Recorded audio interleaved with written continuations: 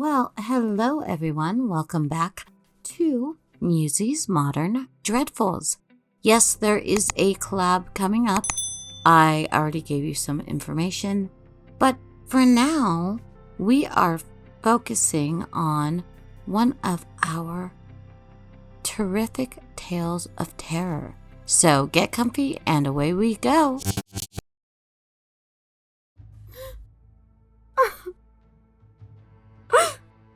Such a sweet, sweet boy, Krista sobbed on the phone. How would you know, was all I could think. She was in his class for 7 years. I was there for 3 months, yet I knew more about him than even she ever did. I doubt she even talked to him once. Not that I blamed her or anything, of course. No one talked to Jeremy, and Jeremy didn't talk to anyone. Anyone but me. So, when is the service? I murmured. Wednesday next week, She sniffed. Please, Alex, tell me you can make it. He would have loved that. He was dead. Dead doesn't care either way. Go, don't go, he'd still be dead at the end of the day. But I did owe him. I told him we'd stay in touch after we moved. And I did at first. But then life happened. Life happened. How fucking stupid is that saying? Life always happens. There's no fucking excuse for anything. Yeah, I said. Yeah, I can make it. Oh, Alex, Krista sobbed. I'm so glad. Give me a call when you're in town. We could, I don't know, grab coffee or something? Sure, I said. Look, I gotta head back to work. Yeah, say no more. I'll see you next week then. I remember the first time I met Jeremy. I was paraded in front of the class, put on display. Here's the new girl. But all I could focus on was that sad, anonymous boy in the corner, almost invisible to the naked eye. But he could blend in anywhere and stay hidden in plain sight. Without thinking twice about it, I just sat down on the desk next to him and asked him if he liked to sculpt. We became best friends within 5 minutes. The thing is, I didn't like to sculpt. I was horrible at it. Horrible at all things requiring any amount of focus and self-discipline. So why did I ask him that question? How could I know he loved sculpting? To this day, I have no answer. Just a feeling. When I was young, like maybe 5 or 6, I used to have these strange dreams.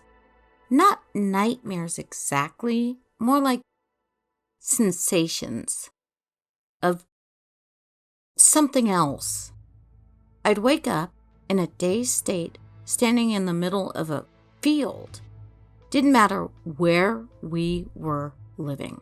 I'd always find a field wherever we were to wake up in. That feeling of detachment from reality.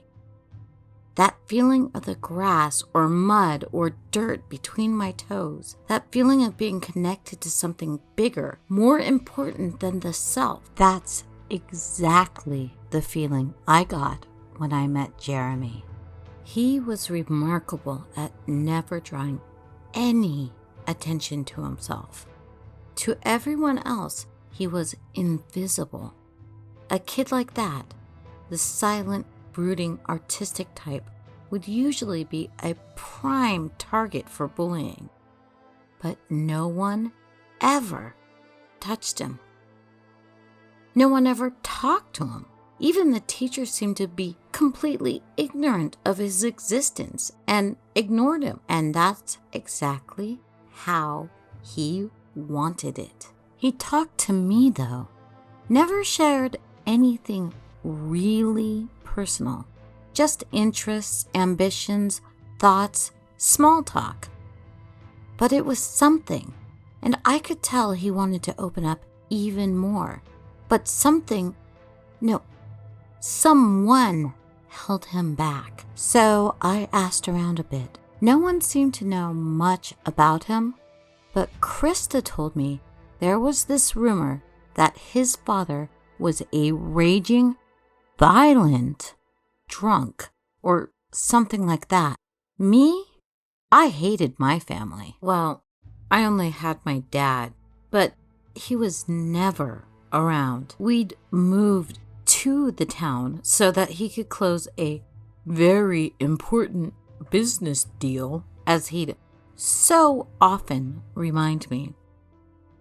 Work is important, Alex, and you're old enough to take care of yourself now. Fuck you, Dad. I'm only 12. So, instead of being bored at home, I hung around with Jeremy. He seemed very reluctant to invite me to his house, though. So, we'd usually just go on long walks through the forest, talk about music and other weird shit, and then return when the sun set. I asked him a couple of times, "Why can't we go to your house?" He'd just stare at the ground like he was thinking real hard about it. And he'd usually just say, "Because they don't understand." I knew he lived in the forest, pretty deep in, I guess. He said it took him 30 minutes to walk to school. He'd share a little bit about his mom and his little sister Vicky, but never his dad. When I tried to bring up his father, he would always change the subject. And I could see that it really affected him, that something deep inside of him was broken. I just didn't catch how broken he truly was. The day came, the funeral. I drove in early and just parked outside the church, idly smoking cigarette after cigarette, waiting for people to arrive. I didn't want to spend any more time in that town than I absolutely had to. So I planned to just attend the service, pay my respects to Jeremy's family, and get the hell out of there. I certainly didn't want to meet Krista. She was a real bitch back then, and something told me she hadn't changed much since. The funeral was dreary AF, and I did my best to stay clear of Krista. I just couldn't handle her fakeness and all this misery. There was practically no one at the service, which made it that much harder to avoid her. When the coffin was lowered, she finally managed to corner me, and I gave her my fakest, sad smile. "So fucked up, isn't it?" she sniffed. "No one from his family came, not even his sister." "They still in town?" I asked. "They didn't move or anything?" "It beats me," she said. "I never actually met them." That was Krista for you. Fake as Hollywood tits. If she hadn't been the one to find Jeremy, she wouldn't even be at the funeral. This I can completely guarantee. But now she had a story, and she was gonna milk it for all it was worth. "I found poor Jeremy hanging from the bridge. So sad." We should cherish his memory. Such a sweet, sweet boy. Love, Krista. What a martyr. I fucked the fuck out of there as soon as the dirt hit the cheap-ass coffin. I had one last place to visit before I headed back home. I needed to know why his family didn't attend. Needed to know if it was real. 1 week before we moved away, Jeremy finally asked me to walk him home. He wanted me to meet them, his mom and Vicky. He never mentioned his dad. I could come home every day that week if I wanted to, but only at dinner time. I think it was his way of saying goodbye. I accepted, of course. Would things have gone differently if I hadn't? That's something I'll always ask myself. The house was pretty knackered, old, worn down, no bigger than your average cabin. The property was more or less non-existent. Nothing but trees. Just a house built smack middle of the forest. I could tell that Jeremy was nervous. He was never nervous. I guess having a friend over was new to him, new to his family. I was nervous too. I just didn't know what to expect. Jeremy, a lovely female voice called as we opened the front door. You're home. Dinner's ready. Jeremy smiled and took my jacket. He looked flustered, jittery, anxious. So unlike him. We walked into the kitchen and I was immediately overcome by a strange feeling. It was like an itch inside my stomach. I could see his mom standing by the stove and his sister was sitting at the table. She looked sweet and happy, maybe 7, 8 years old, blonde and pigtail. Sit down, Jeremy, his mom said. Dinner's coming right up. She came carrying 2 plates, some sort of stew. It smelled real good. She placed one in front of Jeremy, and just as she was about to place the other in front of me, she froze. Just stood there, motionless, plate hovering over the table. It's okay, Mom, Jeremy said. This is Alexandra. I told you about her. Remember? Of course, she sang. Alexandra. Such a sweet, sweet name. It took another second or two before she placed the plate in front of me. She smiled and stroked Jeremy's hair weirdly. Her eyes were shifty, darting all over the place. Such a sweet, sweet boy, she whispered. My Jeremy. She suddenly stopped smiling and walked back to the stove. I can't be sure, but she didn't seem to be moving. Just stood there silently. Feeling a bit weirded out, I figured I'd break the ice with the sister instead, Vicky. I'm Alex, I smiled at her. Nice to meet you. She smiled and didn't stop smiling.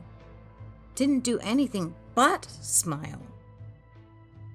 I hadn't really noticed it until then, but I was certain that she hadn't moved a muscle since we entered the kitchen. Her eyes, much like her mother's, were shifty, moving erratically in all directions. Just eat, Jeremy said darkly. We can hang out and do stuff after. I finished the meal, but it was hard. It tasted fine, don't get me wrong, but I had real problems focusing on anything but the staring, smiling little sister and the dead, silent, unmoving mother.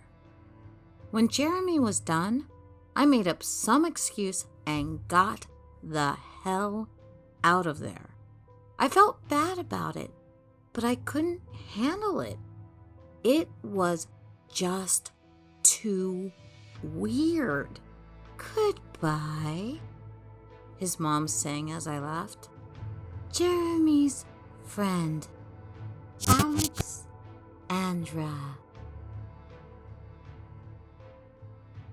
The house looked the same. Old, knackered, worn. Even more so now. Faded paint, ramshackle door on rusty hinges. If I didn't know any better, I'd say the place was abandoned. I carefully opened the front door after I knocked a couple of times. There didn't seem to be anyone around. I slowly made my way into the living room. Hello? Anyone there? I inquired awkwardly. But there was no response. I had a very specific goal in mind, one that I'd been thinking about ever since I got that call that Jeremy had killed himself. The basement door. I nervously pulled it open. I felt bad for leaving in such a hurry. Maybe I was overreacting. Maybe everything was perfectly innocent. I couldn't stop thinking about it. I replayed every second in my head. They were strange, no doubt about it. But maybe there was some reason? Something I'd missed. Something I should have understood.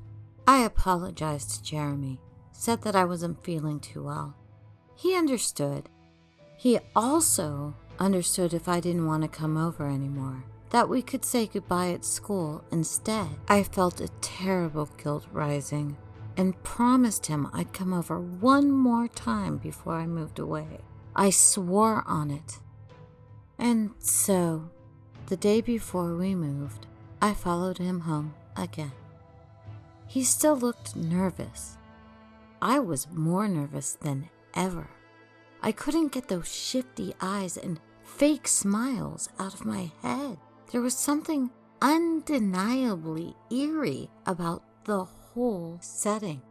Jeremy, a lovely female voice called as we opened the front door. You're home. Dinner's ready. He took my jacket again. I anxiously followed him as we rounded the corner to the kitchen. His sister was sitting at the table, his mother at the stove. Sit down, Jeremy, his mom said. Dinner's coming right up. We sat down. I felt that sensation again, a feeling of detachment from reality, just like when I woke up from that dream all those years ago. Vicky just sat there smiling. His mother came over and placed the stew in front of Jeremy, then paused as she was about to place mine. It's okay, Mom, Jeremy said. This is Alexandra.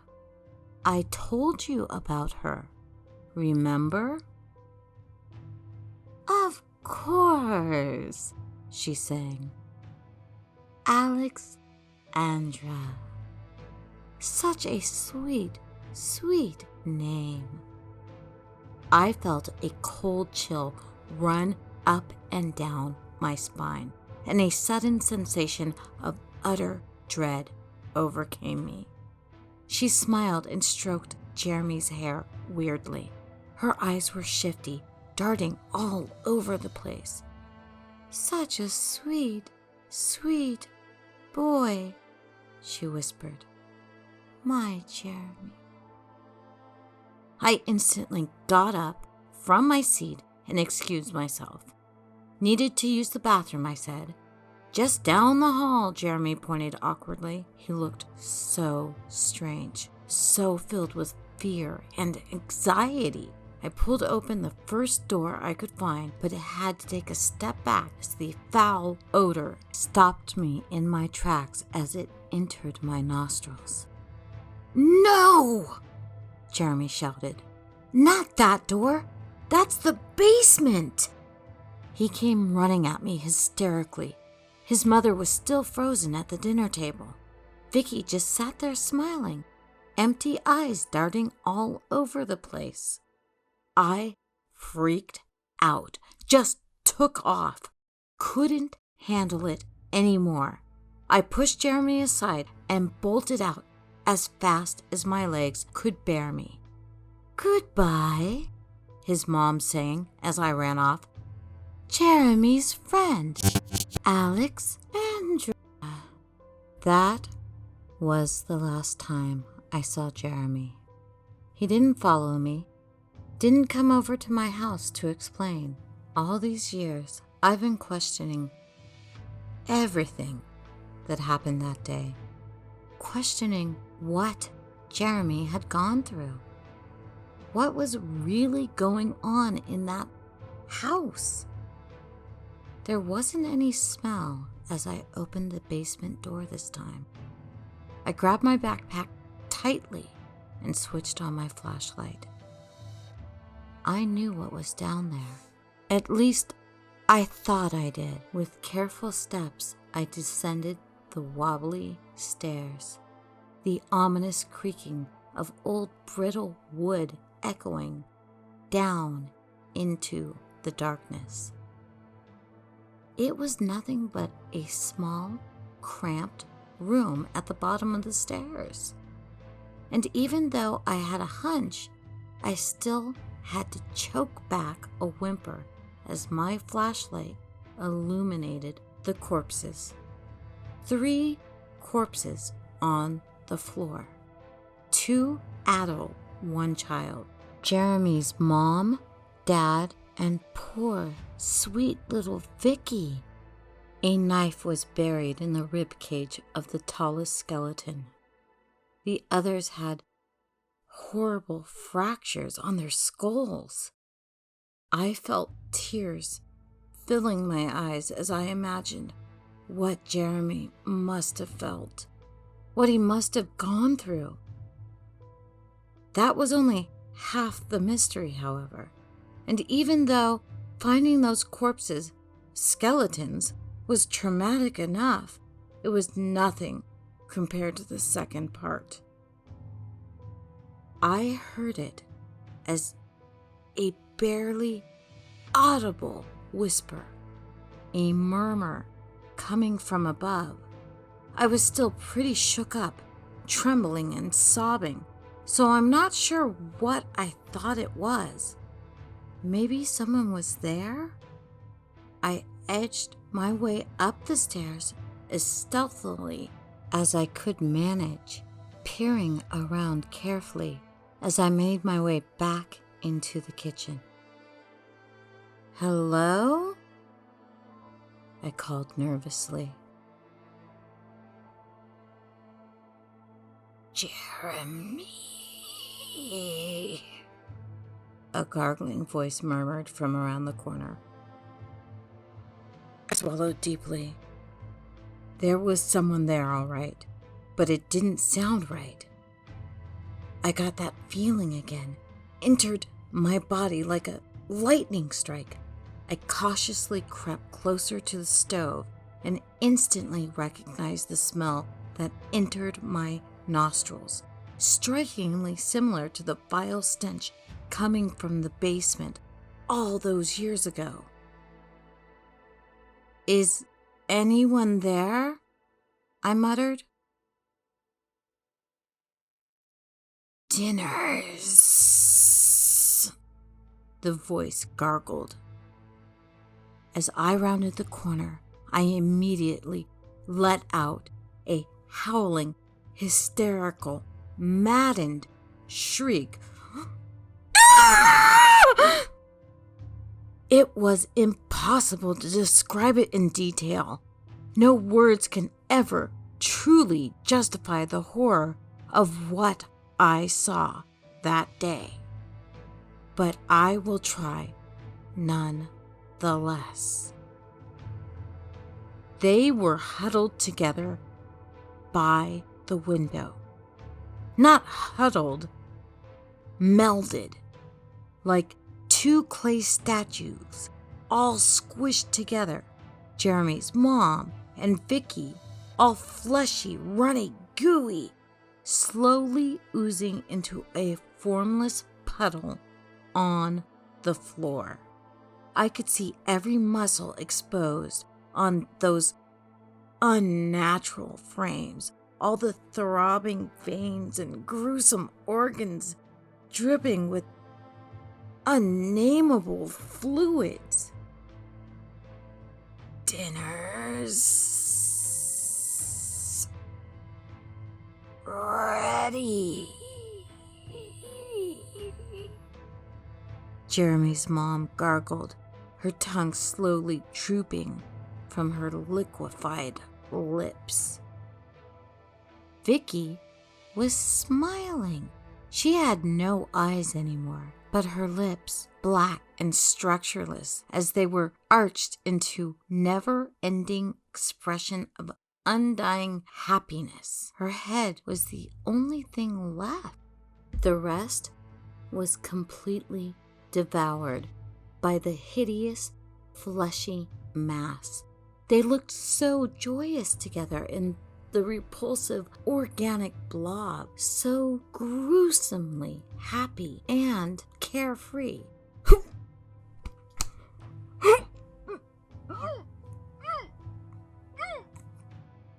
I retched uncontrollably, puked all over the floor, and stumbled back in horror. I felt lightheaded and dizzy, detached from reality.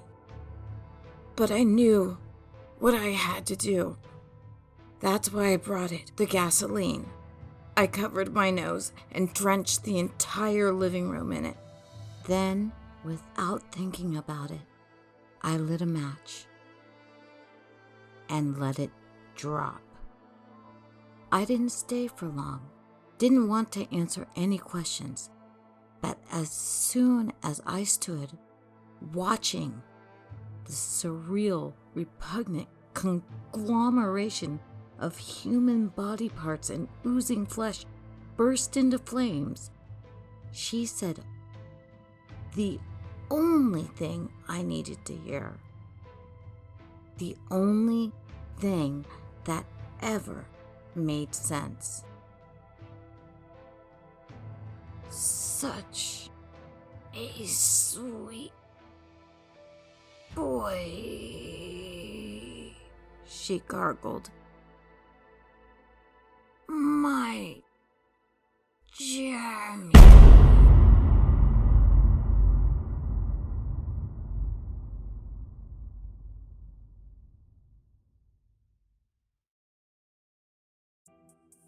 And with that, we have the close of today's little story. Actually, it's a long story for you today. Hope you enjoyed. If the collab between myself and a bunch of other fabulous horror creators is not out yet, it shall be soon. We are being hosted by the one and only Dr. Creepin. I'm not sure of the date, so, because there's many people, but I will continue to work on collabs and getting stuff to you. We all have a different situation at home, so I am sorry for delays, and I hope you are keeping yourself safe and sane and healthy. And from all the muses, my little muses, and me. Yippee-ki-yay, Musey lovers. I will talk at you soon. And again, information should be below, but this was another one by user hyperobscura, Reddit user hyperobscura.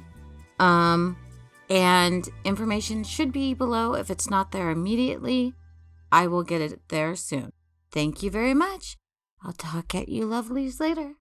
Bye, beautifuls.